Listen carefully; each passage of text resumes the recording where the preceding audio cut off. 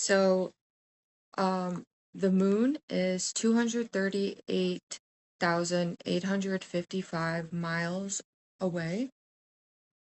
Okay.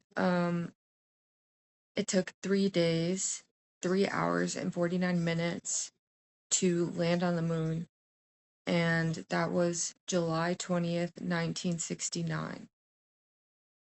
Okay.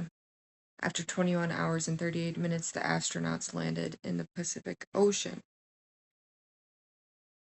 The ISS, or the craft that those two astronauts were stuck in for 9 months, was out 220 miles past the atmosphere, I suppose.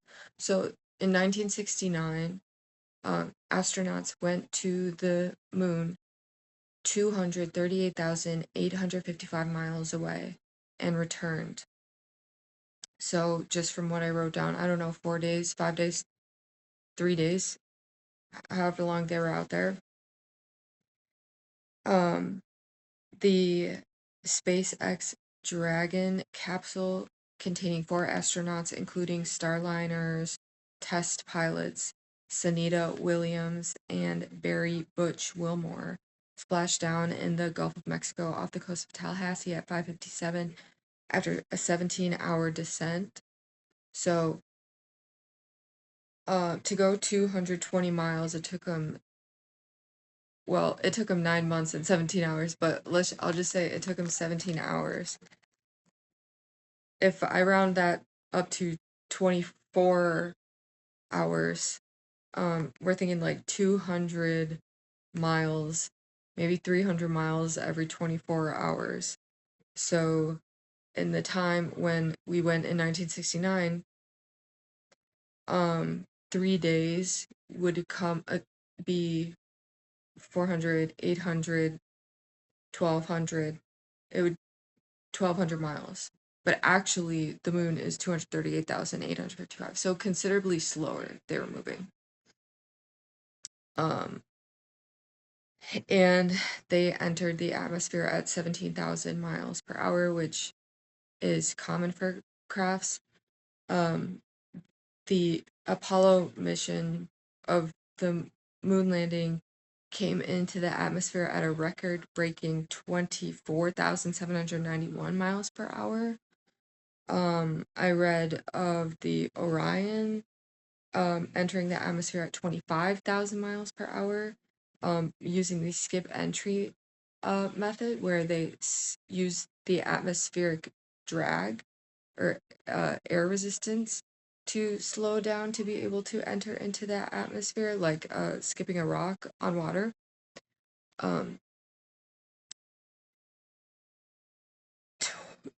I don't know what method was used to go 24,791 miles per hour, and maybe I can compare pictures to both the crafts of 2022's Orion and the 1969 space mission.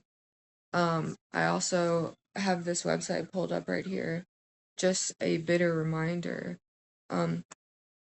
Just as the Challenger disaster in 1986 reminded us how risky shuttle launches are, the Columbia disaster reminded us just how dangerous atmospheric re-entry is. In 2003, the Space Shuttle Columbia and its 7 crew members burned up as they were returning to Earth.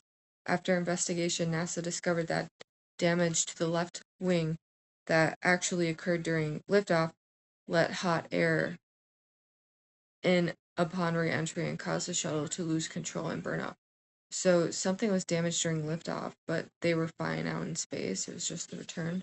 Regardless, I swear,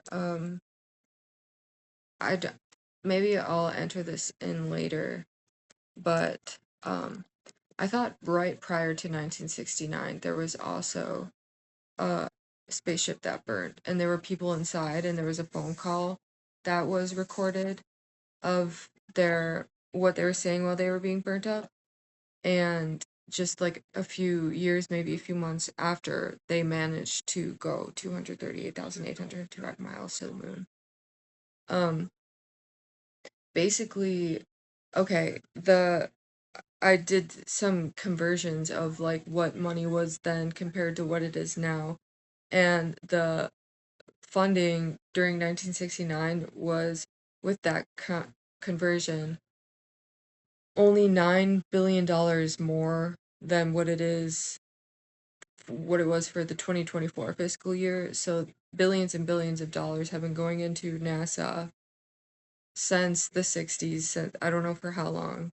And SpaceX, their funding went up like 100% from 2022 to 2024. Like their funding is being jacked up. And I'm curious if we already have the answer. We already know how, from 1969, mind you, it's 2025 now. We already have the technology and the answers of how to go to the moon and back. So the moon is 238,855 miles away.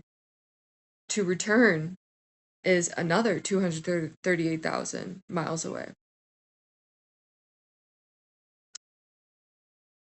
And maybe they lost documentation of specific measurements and materials that were used. Maybe they weren't paying attention to how they made that craft in 69, and they haven't been upgrading it and getting better since then. Maybe I know that they don't have any actual documentation footage of us going to the moon. None whatsoever, just a video of us at the moon. So yes, maybe there was a lot of lost documentation. Dispersed the billions and billions and billions and billions of and billions and billions and billions and billions and billions and billions and billions and billions of dollars that are put into NASA.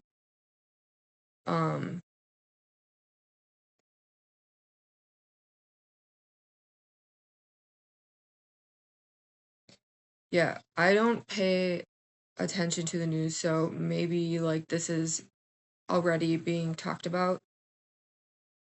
I just wanted to pull up some numbers to look for myself, and this is what I found. And also, it's peculiar how happy these Butch and Sunita are. Every story that's about them is how much fun they're having, how they're grinning ear to ear, how happy they are.